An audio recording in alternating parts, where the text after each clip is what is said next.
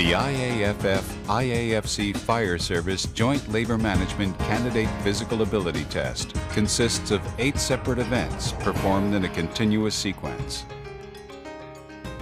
The events in order are the stair climb, the hose drag, the equipment carry, the ladder raise and extension, the forcible entry, the search, the rescue, and the ceiling breach and pull.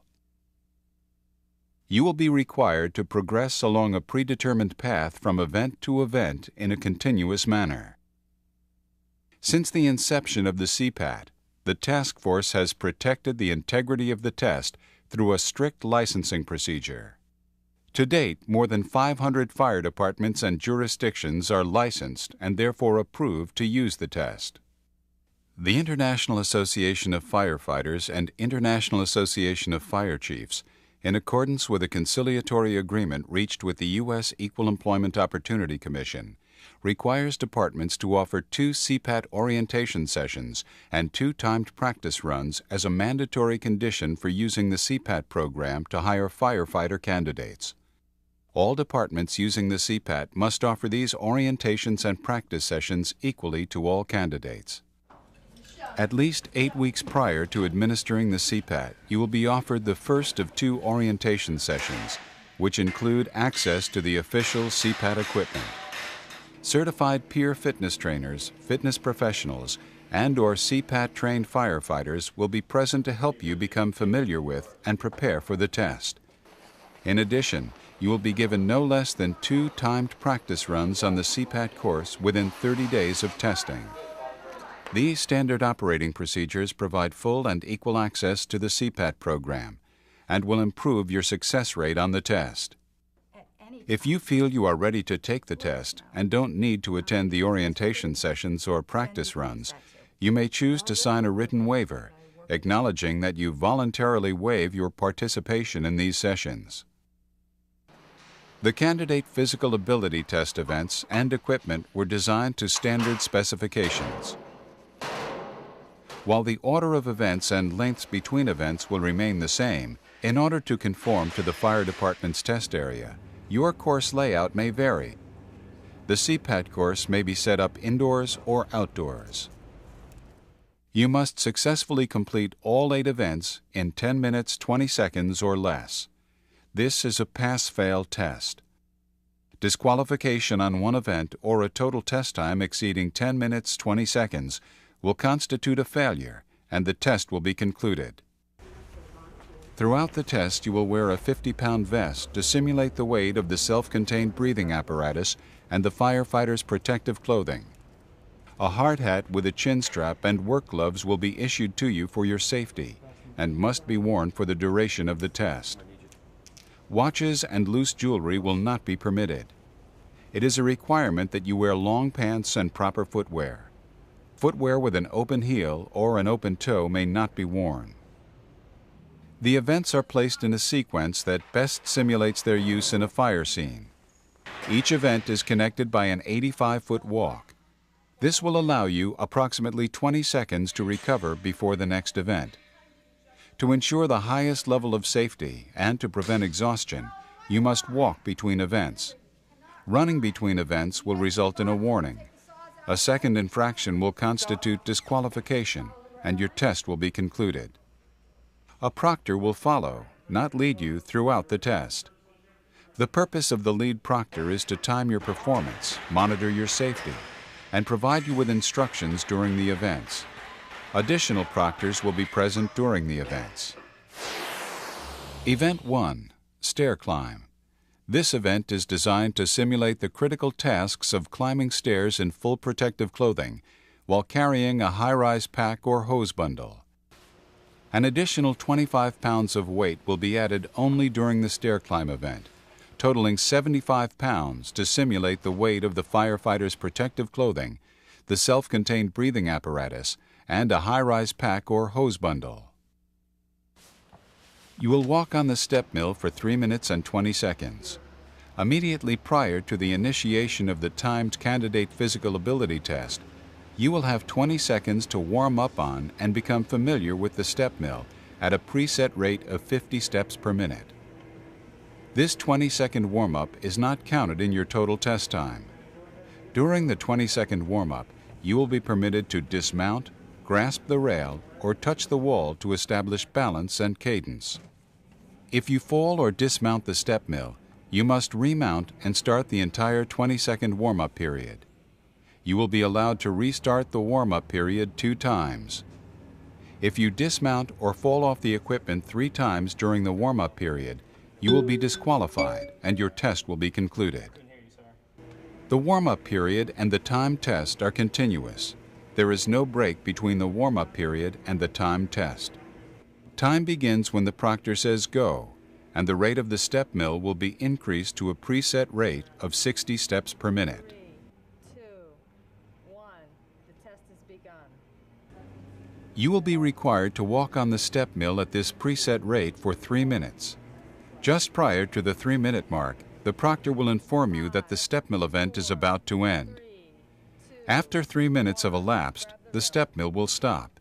You will dismount, the 2 weights totaling 25 pounds will be removed, and you will walk to the next event.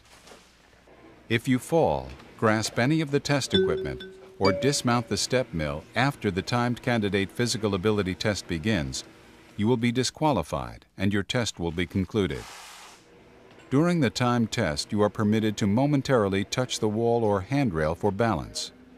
However, you will be given a warning if the wall or handrail is touched or grasped for an extended period of time, or if the wall or handrail is used for weight bearing. 2 warnings will be allowed. A 3rd infraction will constitute a disqualification, and your test will be concluded. Event 2. Hose drag.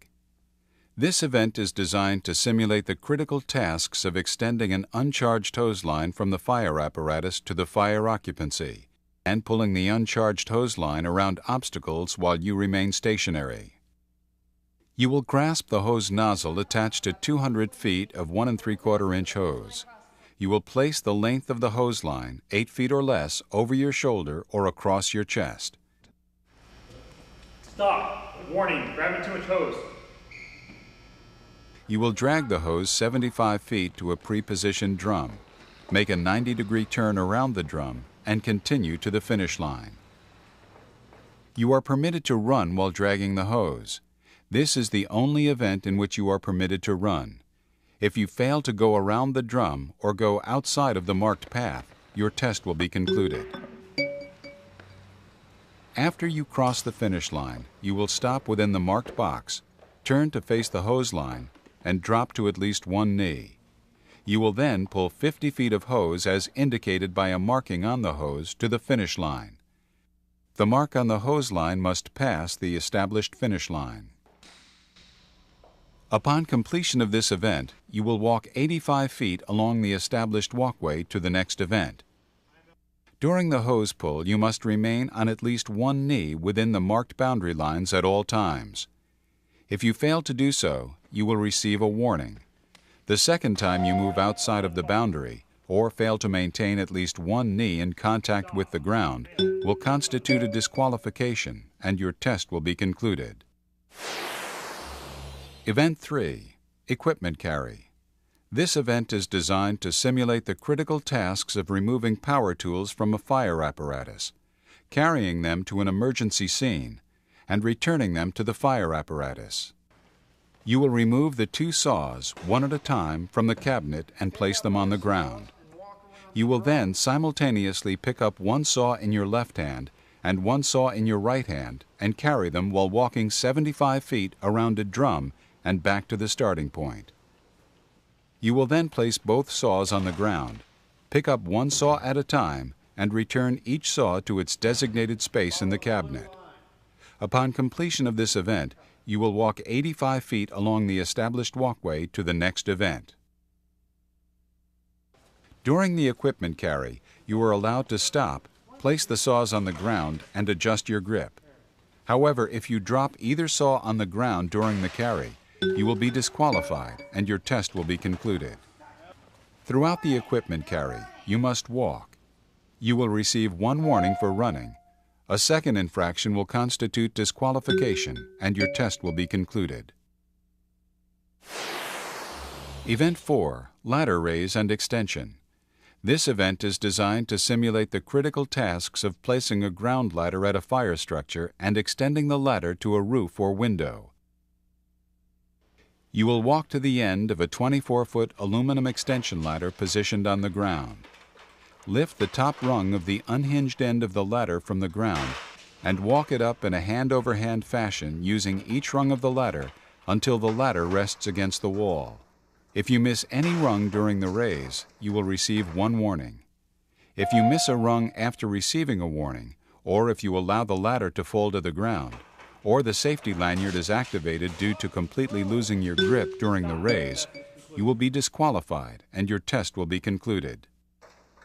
After successfully completing the ladder raise, you will proceed immediately to a second pre-positioned and secured 24-foot aluminum extension ladder. You will extend the fly section by pulling on the rope halyard hand over hand until it hits the stop.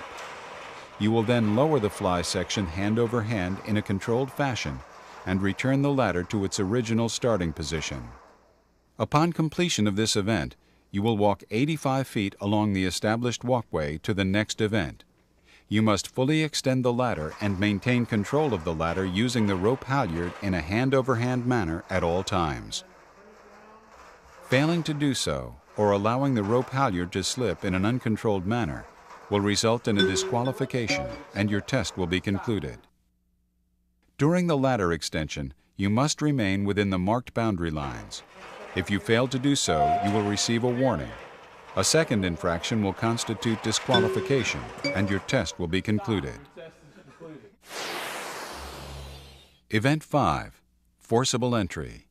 This event is designed to simulate the critical tasks of using force to open a locked door or to breach a wall. You will use a 10-pound sledgehammer to strike the measuring device in the target area until the buzzer is activated.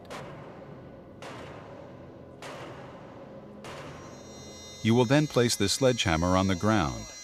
Upon completion of this event, you will walk 85 feet along the established walkway to the next event. If, while swinging the sledgehammer, you lose control of the sledgehammer and release it from both hands, you will be disqualified and your test will be concluded. Event 6, Search. This event is designed to simulate the critical task of searching for a fire victim in limited visibility and in an unpredictable area. You will crawl on your hands and knees through a tunnel maze that is 64 feet long and approximately 3 feet high and 4 feet wide. While in the tunnel, you will navigate around, over, and under obstacles. In addition, at 2 locations, you will crawl through narrowed portions where the dimensions of the tunnel have been reduced. Upon completion of this event, you will walk 85 feet along the established walkway to the next event. Throughout the maze, your movement will be monitored. If for any reason you choose to end the event, you may call out or rap sharply on the wall or ceiling of the tunnel, and you will be assisted out. Requiring assistance while in the maze, including the opening of an escape hatch or the entrance or exit cover, will result in disqualification, and your test will be concluded. Event 7, Rescue. This event is designed to simulate the critical task of removing a victim or injured partner from a fire scene. You will grasp one or both handles of the shoulder harness attached to a 165-pound mannequin and drag it 35 feet around a pre-positioned drum. Make a 180-degree turn around the drum and continue an additional 35 feet until the entire mannequin has been dragged completely past the finish line. Upon completion of this event, you will walk 85 feet along the established walkway to the next event. During the rescue event, you are allowed to stop and adjust your grip if needed. The mannequin is permitted to come in contact with the drum. However, if you touch or rest on the drum at any time, you will be given a warning. A second infraction will constitute a disqualification, and your test will be concluded. Remember, the entire mannequin must be dragged past the marked finish line to complete the event. Event 8, Ceiling Breach and Pull. This event is designed to simulate the critical task of breaching and pulling down a ceiling to check for fire extension. You will remove the pike pole from the bracket, stand within the boundary established by the equipment frame, and place the tip of the pole on the painted area of the hinge door in the ceiling. You will push up fully with the pike pole on the hinge door in the ceiling 3 times. Then you will hook the pike pole to the ceiling device and pull down the counterbalance lever 5 times. 3 pushes and 5 pulls constitute one complete set.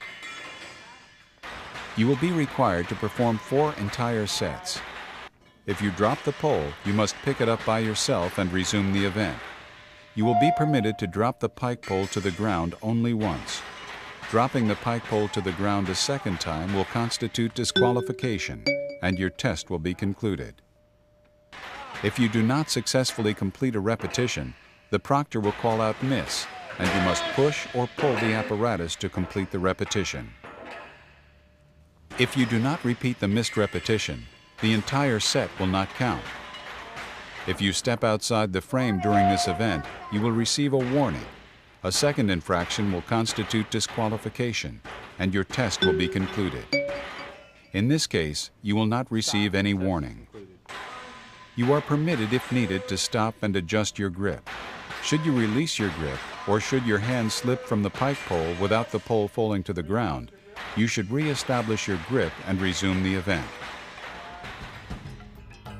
This concludes the description of all 8 events in the IAFF-IAFC Joint Labor Management Candidate Physical Ability Test. Remember, this is a timed test. You must pace yourself and be prepared to complete all 8 events in order, with a total test time that does not exceed 10 minutes and 20 seconds.